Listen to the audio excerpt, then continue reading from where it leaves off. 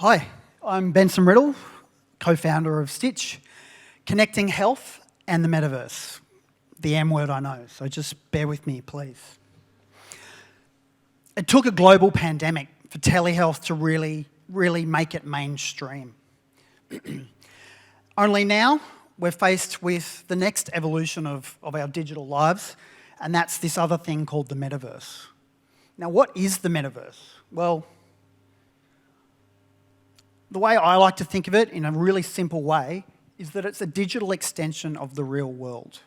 It's not a replacement, it's just an extension. But those younger than us, Gen Xers and Gen Ys, they're already well and truly immersed in such virtual worlds. Look at those user numbers. And health now is faced with that challenge of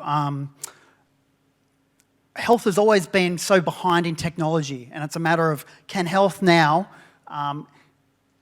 take the challenge and move into this world as well. But 18 months ago, when I was the medical director of a global telehealth company called Teladoc, already the question was being asked then, how on earth do we get into this metaverse? And that's where Stitch comes in. We're a turnkey solution, providing a fully supported virtual health world that's ready for business already. So just as retailers go to Shopify when they want to set up an online store, we see that the health sector will come to Stitch when they want to set up in the metaverse. Now, it's a bit early to really talk about metrics for health in the metaverse, but as you can see, already just generally the metaverse, the growth and the size is already quite impressive, much bigger than was expected 5 years ago. Basically, we're looking to target telehealth providers, academic, clinical institutes, medical education, health retailers, health event management companies and health promotion organisations like, say, the Heart Foundation. And what we're wanting to do is connect them up to our ecosystem of providers who can then help them on their journey to create metaverse marketing opportunities, more patient engagement solutions, and quite likely transforming ways of patient care.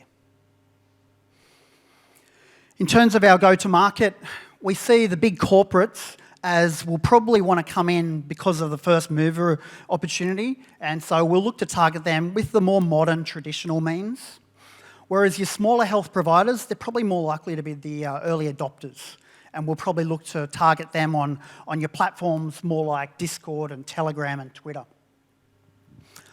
Our business model, well, we'll earn revenue from basically the virtual leases that people will take out, which provides them access to the virtual world, as well as commissions and advertising for the marketplace.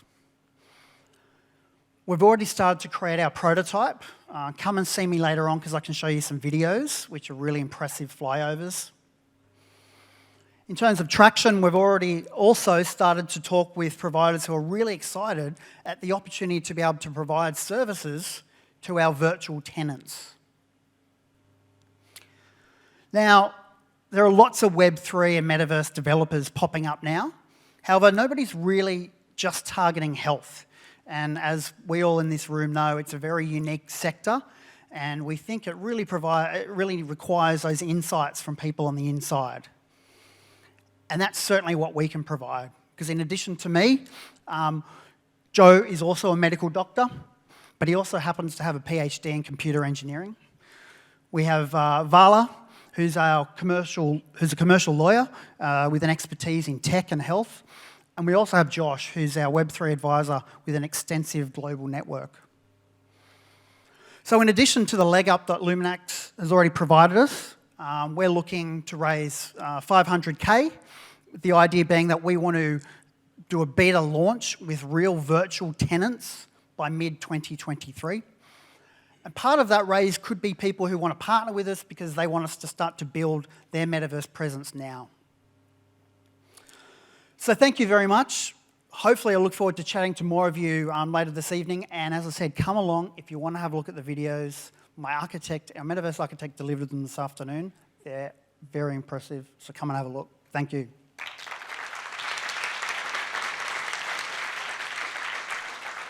Thank you so much, Benson.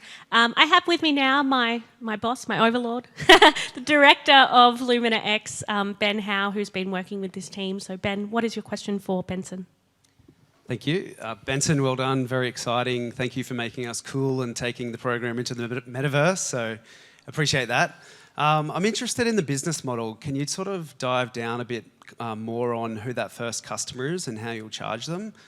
Is it like a traditional lease, like a normal landlord would do? Is it a subscription, or is it both? Or if it's freehold, where you can actually buy your space and own it and then resell it? What are you thinking there for your first customer? Yeah, well, as I said, because the metaverse is basically like a digital extension of reality, you can start to think of it like reality. And when you guys see the video later, you can start to already imagine what it is and that you can actually start to walk through it. And so, in a way, when you're signing up like a subscription to access, what you're really doing, what we would call it, is you're a virtual tenant and you're paying a virtual lease. And I think we would make that very flexible, just like Shopify. You can get on and you can start up a store, and if you don't like it, you stop. But I think the cost of that lease would be less if you signed up for longer. So that's kind of the idea. Now, in terms of buying the property itself, well, I could bring up another sort of dreaded word, modern techie word, and that's NFTs. So we could move down that path, and if you started to look at making some of these areas in our world an NFT, people could actually buy it like a piece of property. Awesome. Thank you. Thank you so much.